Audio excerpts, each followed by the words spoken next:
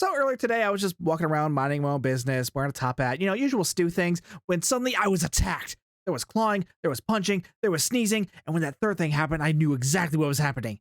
It was that Cation again. He was back for whatever nefarious things he's up to. He beat me to a bloody pulp. I was not prepared for this. And you know why? Because I have really bad ADHD. I forget these things happen. When it was all said and done, I was left for dead under a bridge. This bridge specifically.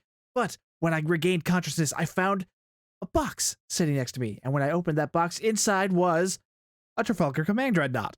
And if you're unfamiliar with this bit, the Cation in question is a viewer that gifted me the ship for the purposes of doing a review video on it. So thank you so much again for gifting me this ship so I can do this video to give you guys an impression on what this thing can do.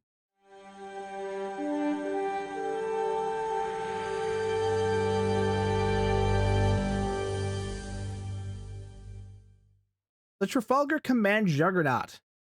Pretty ship. I'm really loving the look of this thing. Like, from the pictures I was able to see of it from the live stream, it was gorgeous. And now that I've been able to get a much closer look at it, I am not disappointed. This is such a pretty ship. I love it when a pretty ship has at least good stats on it. And this ship certainly does. It's got good stats on it. They're not super amazing. There are a lot of ships that are going to be better suited to these sort of types of things that you're going to want to do in this ship, probably. But it's meant to be sort of it feels like it's meant to be sort of like a jack of all trades kind of thing. Like, it can do energy weapons because anything can do energy weapons, really, because you can throw energy weapons on pretty much anything. But some ships are better with energy weapons than others. But I'm getting ahead of myself. But you can do energy weapons on this thing. You can do a tank build on this thing, despite the fact that it's not a cruiser, because it's got the command seating for it. It's a full command ship. It's got a very high hull modifier and pretty decent shield modifier too. You can tank in this thing just fine. It's got a high enough engineering seat to do reverse shield polarity 2. Like I said, you can tank on this thing. You can also do a torpedo build on this thing because, again, full command ship. You can get enough room for concentrate firepower, call emergency artillery, and torpedo spread into this bridge officer seating if you want to. It's got a pilot seat on it, so you can get some decent speed out of it. Though, for a Juggernaut, this thing actually has some pretty decent maneuverability already, having a turn rate of 9 degrees per second. That's actually better than the Lexington, which only has a turn rate of 8. So that's not bad for a ship of this size. Yeah, it's not as big as some other ships in the game, but like for a TMP era ship, this thing is actually kind of huge. So for a turn rate of 9 on a Juggernaut too, because Juggernauts, they tend to be very large, very bulky ships. So while there are a few other Juggernauts in the game, a lot of them feel bulkier and heavier than this thing. But this thing feels fairly mid-weight in comparison to other Juggernauts. So it's actually pretty nice to fly around in, at least in my opinion. Compared to other Juggernauts that I've flown, which, like I said, tend to be very large, very bulky feeling. Like even the Shrike, which only has a turn rate of 8.5, which isn't that much, which is barely lower than this thing, still feels kind of chunky just because of like the sizing of it and just the general shape of it. But on this thing, it feels way better on this thing for some reason than in comparison to the Shrike, which really isn't that much different. But yeah, I like the way this ship feels. I like the way the ship looks, and I like the stats on it. Like I said, they're not super amazing. There are some ships that could do what this thing can do better, but this thing has got a good mix of stuff there. You can do plenty on this ship. It's fine. So with this video, I'm not going to go into a huge amount of detail on the ship itself as a playable ship because it's a solid ship. You can do a lot on here. There's no need to, tell you how to do another energy weapon build like I've told you guys how to do a million times. Go around, play around with it, watch some of the other build videos on my channel or anyone else's channel, and figure out how you want to build this thing out. So what we're going to talk about more so on this video is what this ship comes with, because this thing also comes with a Starship trait and a console. The Starship trait, I'm going to be honest, I'm a little disappointed with, but also not surprised with, because all it does is summon in Wild Weasel shuttles, which aren't powerful. They don't do much damage. They generate some threat to kind of draw threat away from you a little bit, which honestly, I don't really understand the appeal of putting on something that is meant to be a tank. Like, yeah, that could be useful on other builds, I guess, if you're worried about survivability, but you're on a tank. You don't need to worry about survivability. You can easily build this thing out to withstand that kind of damage. So yeah, drawing that stuff away from you just seems weird to me. I don't know. Maybe I'm just weird, but I don't know. I don't like that. I'd rather these would actually do some actual damage to make up for the fact that this doesn't have a hangar bay, which obviously it's a Juggernaut. It wouldn't have a hangar bay, but the original Atlas had a hangar bay because it's a Dreadnought. So of course it would have a hangar bay, but an open hangar bay would definitely be a better option here than just these puny little wild weasel shuttles. Okay, let's get a demonstration on how these work. I actually tried recording this earlier in this area, and I apparently it wouldn't spawn the shuttles off of attacking the little dummy Klingon ships after I'd already defeated everything else here, so I had to reset this whole instance. So let's get into there now. Oh, these need to be on. Okay, let's spawn a few of these things in so you can kind of see what they do. So every time I spawn in some critical hits, they should be summoning one. There's one right there. That's really all it's going to do. It's going to fly around. It's going to shoot some pulse phasers at any enemies nearby, and it's going to draw some aggro, which you can see some of the enemies are already shooting at it. Yeah, this trait, you can summon up to 5 of those Wild Weasel shuttles at a time. They will stick around for a minute, a total of 60 seconds per pet. Oh, there's a second one right there. And yeah, so that they'll stick around for a minute. They'll keep shooting at stuff, and then they will, once the timer expires on them, which is 60 seconds, they'll explode, which I think is weird. I would think they would just warp away, but no, they just explode, even if nothing actually shot them down. You can see them still fighting in the distance. We're gonna wait for the timer to run out them. Boom! Exploded. Yeah, that's how they despawn. It's very dramatic, and lore-wise, is a little bit messed up if you think about it, because you're basically just sending these guys out to die. But you know, this is a video game. Let's not try to think about that too hard. Now, before you ask, I have already checked. These pets do not work with superior area denial, so you're not going to be able to use SAD in order to give these things fire at will. Whenever you use fire at will or scatter volley, which makes me sad, because that would go at least a decent way of making these things perform a little bit better damage wise, but I guess that's not really the purpose of them. You know, they're meant to draw aggro, they're meant to generate threat. I just don't really understand why put that on a tank build, but whatever. I will say, though, on a positive note, I mean, it's one more thing for a pet build, which you guys know how much I love my pet builds. This thing's already made a decent addition to the TMP era themed pet build that I've got running on the Ark Royal.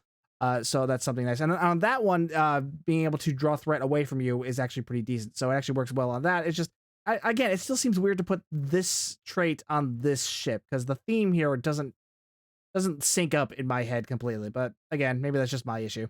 So overall, the trait, you're not buying it for the damage, you're buying it for the theme. That's really all there is to it with Wild Critical. Oh, one thing I should also probably mention with this, I compared this Starship trait to the console that comes off of the Ark Royal before, which, you know, with the Ark Royal's console, it launches the Wild Weasel shuttles, but also launches like those dummy fighters that will explode and then shoot off missiles at a target. This does not have that second part of that console's effect. This only launches the Wild Weasel shuttles that launch that will fly around, fire phasers, and draw some threat from enemy targets. This one does not have the dummy fighters that shoot off missiles. That is only a feature that is on the Ark Royal's console.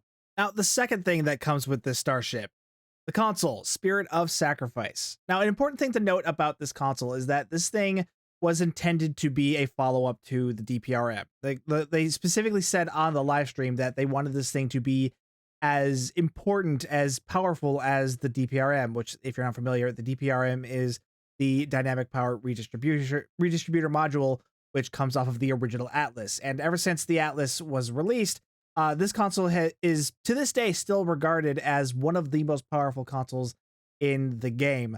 So it's a high bar to set. And I'll tell you right now, Spirit of Sacrifice here does not live up to that hype. Not even close.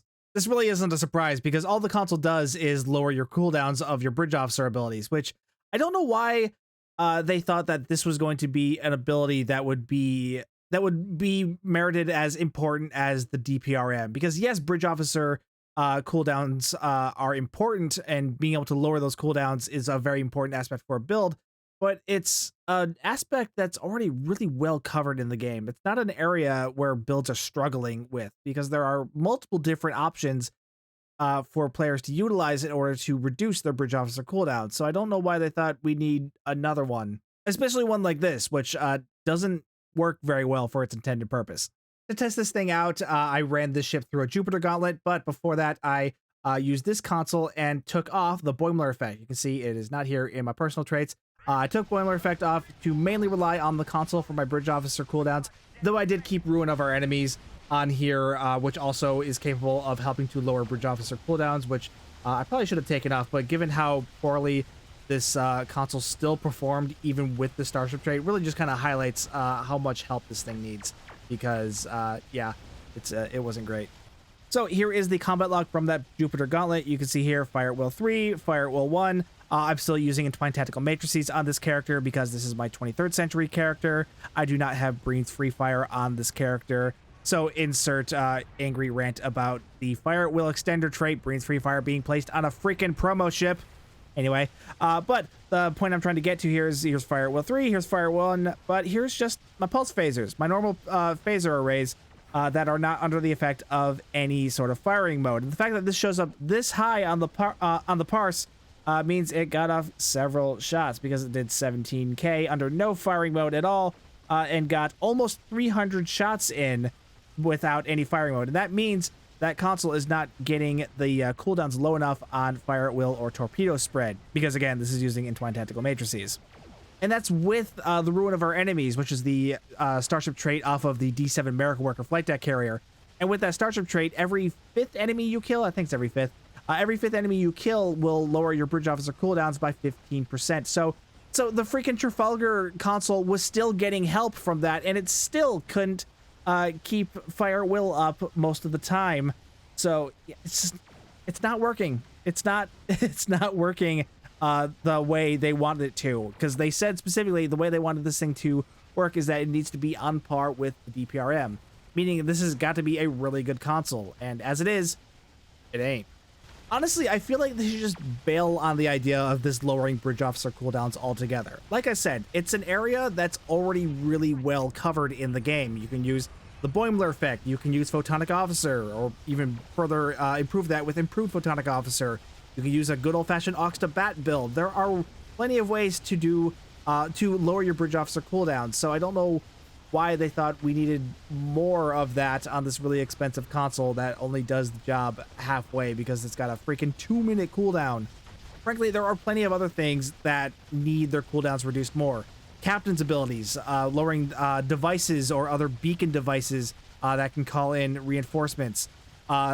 Innate weapons. Like, if this thing lowered the cooldown of the lance on this thing, that would be really nice, because the lance is okay. It did very poor damage, but one of the things about this thing is, well, it's not.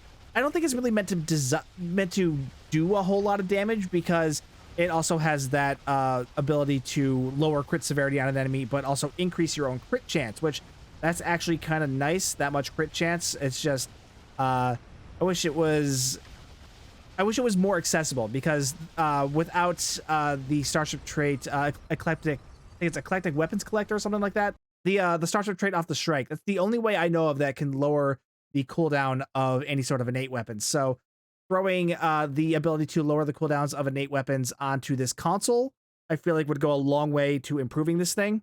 But yeah, not just innate weapons, other things that don't have a lot of other abilities, that don't have a lot of other ways to lower their cooldowns. Devices, captain's abilities, stuff like that. There's a lot of other things that need assistance in cooldowns than just your Bridge Officer abilities, because like I said, that's pretty well covered in the game so far. But at the same time, even then, I'm still questioning, like, does that make this thing as good as the DPRM? Not really, but at the same time, that's a high bar to set with the DPRM. Like, I don't know if they're ever gonna live up to that goal of wanting to be as good as the DPRM. But like I said, as it is, it's nowhere near that. But you know, like I said, adding the ability to lower the cooldowns of other things that actually need, you know, help with their cooldown reductions would go a long way to helping this thing to be a little bit more relevant in the current state of the game, because as it is, it's just not. Fortunately, during the recent live stream that was announcing the Voth Stronghold Miracle Worker Dreadnought, they did say that they are still looking into retuning this and, you know, doing other changes. They didn't go into a huge amount of detail, because I'm sure they're still kind of planning and rethinking about what changes they want to make this thing. So changes are going to happen to this thing, probably. It's just we don't know when, but hopefully they will be happening sometime in the future, and hopefully this thing will be better. Now, let's talk about the lance a little bit. There really isn't that much to say about it that I haven't said already. It's not super powerful. Like, it's going to be as good as any other lance is going to be, which they're never big game changers, because, I mean, they're not supposed to be big game changers. They're a built-in weapon. They don't want you to be able to use these all that often. this thing can do some decent one-shot damage, but like overall, its overall DPS isn't that great without an ability to lower its cooldown. That's the whole problem with these innate weapons, is that they have that hard 2-minute cooldown. You can see the animation there; it fires off there. The unique thing with this one, though, is that it does give you those abilities to lower crit severity, which really isn't that big of a deal outside of PvP. But it does give you the ability to increase your own crit chance, which is nice. Which those effects will last for 20 seconds, which, if this were on a console, that would be a pretty decent effect. But on a hard 2-minute cooldown of an innate weapon like this, not that big of a deal. Also, another thing I want to point out with this thing is the charge up time of this thing. It takes a little bit for it to kind of build up and then fire off, which I did kind of notice was a bit of an issue. Stuff kept dying before I could actually get a chance to fire this thing off. So you're really gonna have to save this thing for big tanky enemies. Otherwise, yeah, they're gonna die too quickly. Obviously, that's probably gonna be more of an issue for higher end, DPS chasing weirdos like myself. But yeah, I don't know, it was noticeable enough that it was kind of a struggle to actually get this thing to actually fire, because the thing I was actually targeting, it died before I could get it to before it would finish off its animation. Yeah, might just be a me issue, but it still is an issue I had, so I'm gonna bring it up. Let's get one more look at this thing before we go into the visual review for this ship. It takes a little bit for it to charge up, and that's those are valuable seconds where things are going to be killed by other things that are already on your ship. So it's if you really want to get that crit chance buff, you're really going to only be able to use that against big tanky enemies. So yeah, I guess that is kind of a downside, but overall I don't think it makes a huge amount of difference, because these lance weapons, they're not designed to be huge game changers. Like I said, it's just, I don't know, it would be nice to get some more use out of it. Okay, visual review time. You've probably already noticed I have slightly modified the template on this thing from its original configuration, because I changed it to the original Excelsior blue color scheme than the Enterprise B teal. My favorite color is blue. What do you want from me? Uh, so yeah, if you're wondering, the original Excelsior uses W6 for its color scheme. So if you want to emulate the Excelsior's look, you can do that with that really easily. But this is what the ship's standard look is. It's using the Enterprise B teal that we've seen before, which is M9 on the color palette there. Not a lot in terms of customization on this ship, but they did give it a few things that are really nice to see. First off, yes, this can use the original Atlas skin, and vice versa. You can use the Trafalgar skin on the original Atlas, but you do have to own the Trafalgar in order to have access to that skin on the Atlas. All materials, we'll start there. You can see it has access to all of these. Here we go. So it's got access to Defiant, Galaxy, Intrepid, NX, NX Refit, Odyssey, Sovereign, Sovereign Refit, Type 0, Type 0A, Type 1, 2, 3, 4, 5, 6, 7, 7A, 8, 8B, Upgrade, and Veteran. A lot of hull materials. For the windows, it's got access to Type 1, 2, 3, 4, 5, Galaxy, 6, and 0.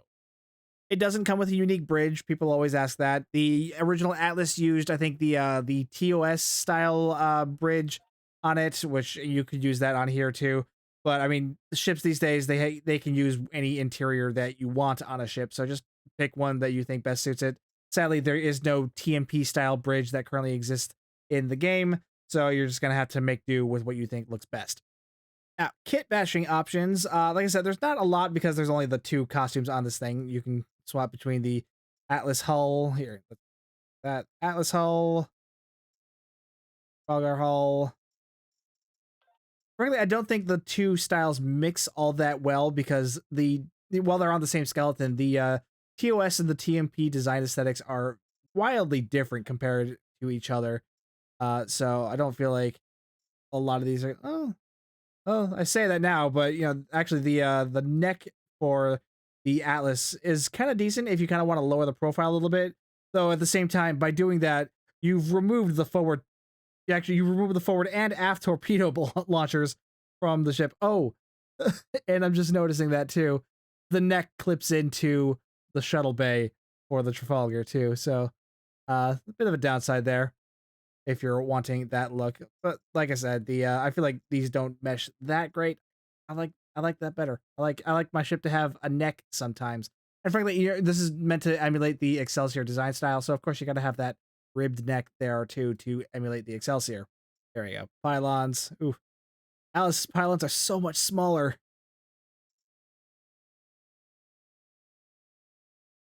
Weird.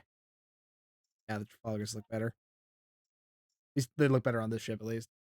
And of course, you get access to the Atlas's original nacelles. But a nice thing for the Trafalgar is that they give you access to several different variations on its nacelles. These are the stock versions of the nacelles, which are meant to be kind of Excelsior styled esque, but particularly they gave this little fin section as like a little bit of an homage to Enterprise B, because Enterprise B's nacelles have a few extra little elements that the original Excelsior's nacelles don't have. So you get that, but they also gave you the, like with all the other TMP era ships they've been doing, they also gave you a beta version, which lights up the nacelle grills on there, and also a gamma version, which also lights up the Bussard collectors. So if you want orange Bussard collectors on your TMP era ships, you have that option.